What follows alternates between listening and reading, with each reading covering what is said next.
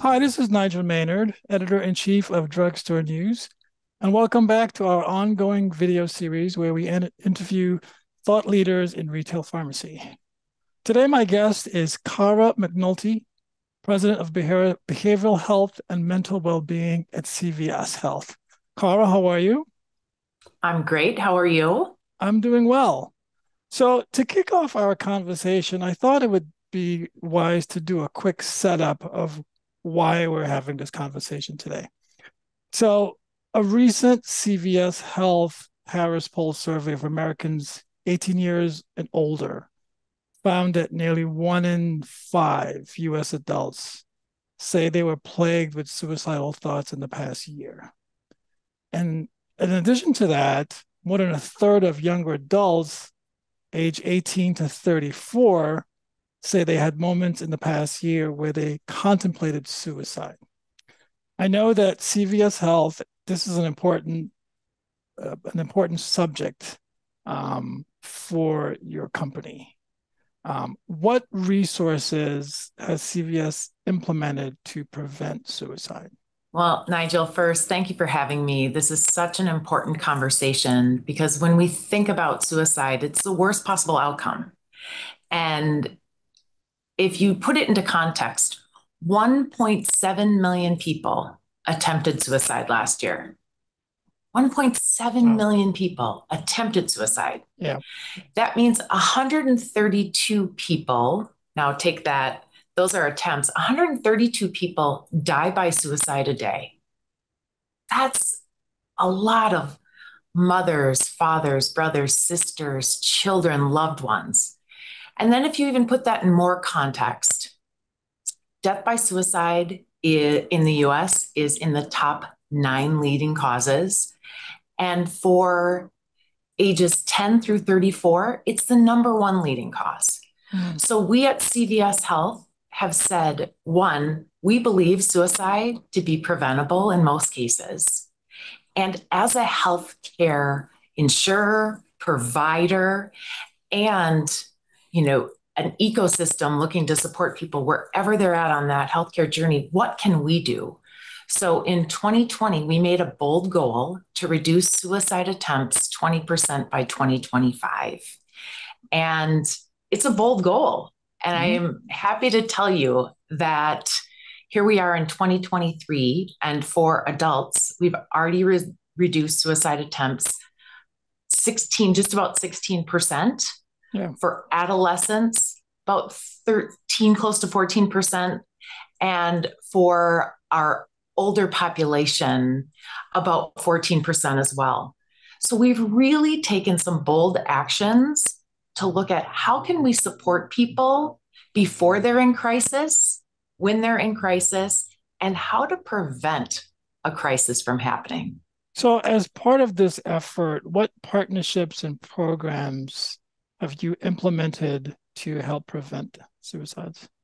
Sure. So I'll talk about a couple of things we have done, and then I'll share what we've done in partnership.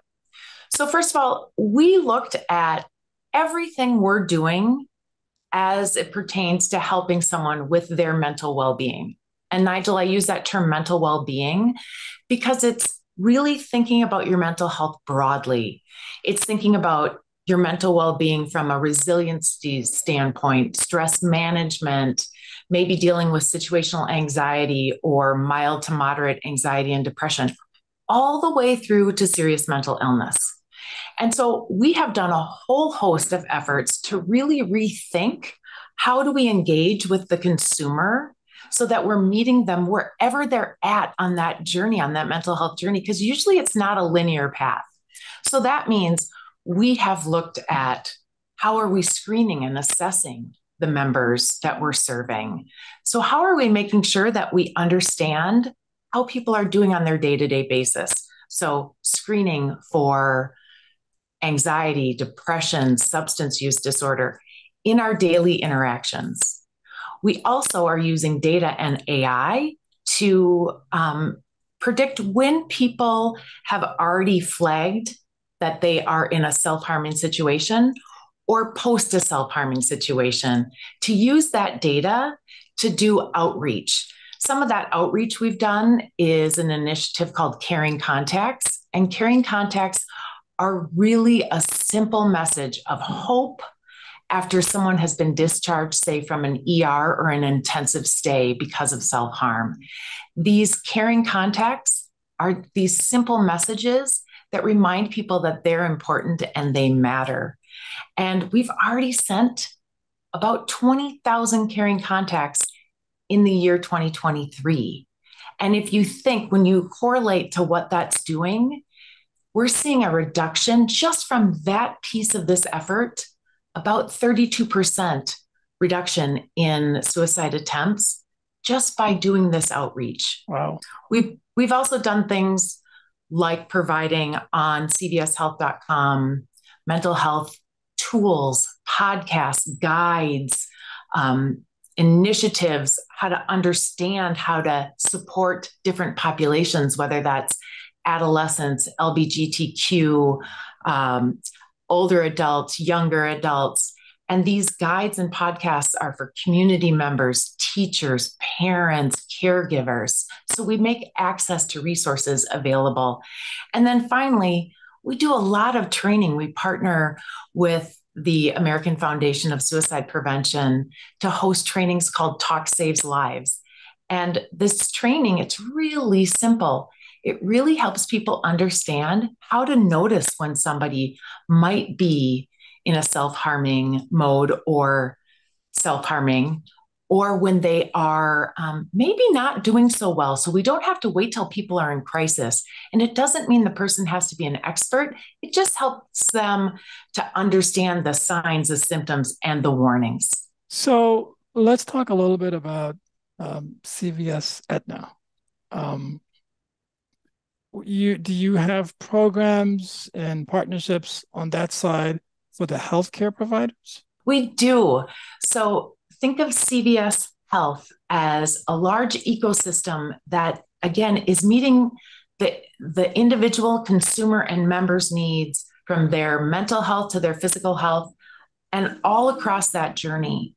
So we not only have our own providers. So when you think about CVS, think about our minute clinics. Mm-hmm. We have about 1,000 locations across the United States. And in those locations, you could be getting a flu shot or a COVID-19 vaccine, or being seen for maybe an ear, nose, and throat issue. But you can also have a depression assessment. And we help you right there in that store, in that exam room, by assessing for depression. And if you flag for depression, we're helping you get support and services. So that's one way we're meeting people, and we make it really simple. Nigel, think about going into a CVS store. People don't know that you're having a depression screening, or you're talking to your provider about, maybe you're struggling.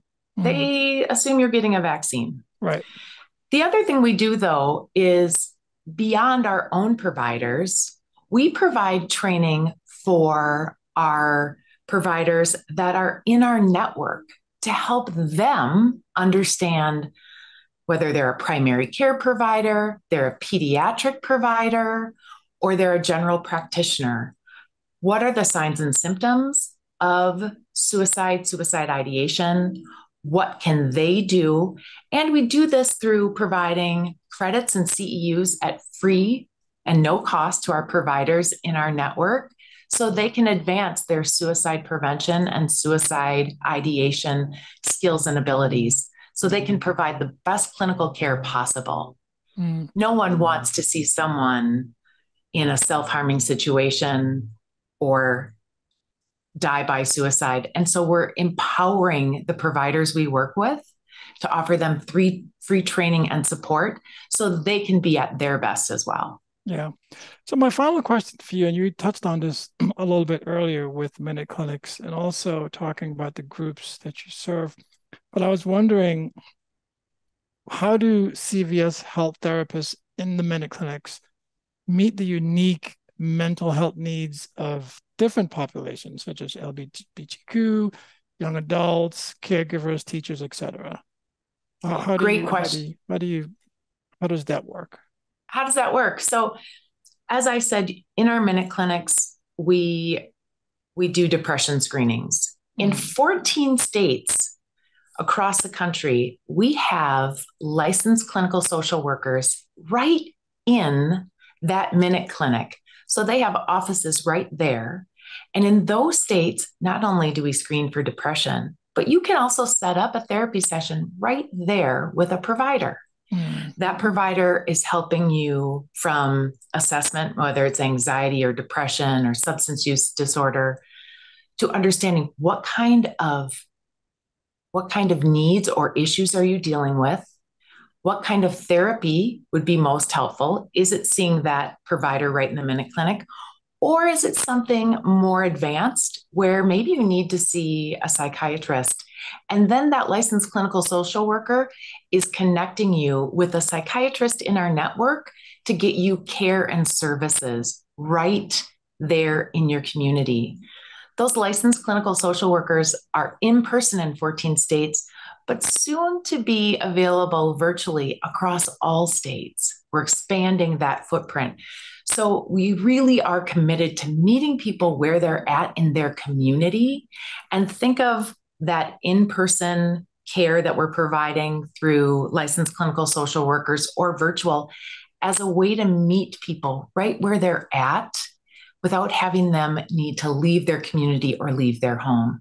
So we are really dedicated to ensuring access to quality care, to driving affordability.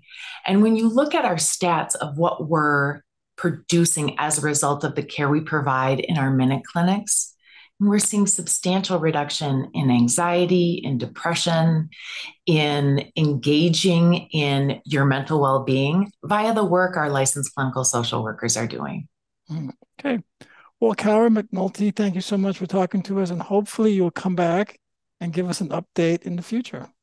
I'd be happy to. Thank you for having me. All right. Enjoy your day. You too.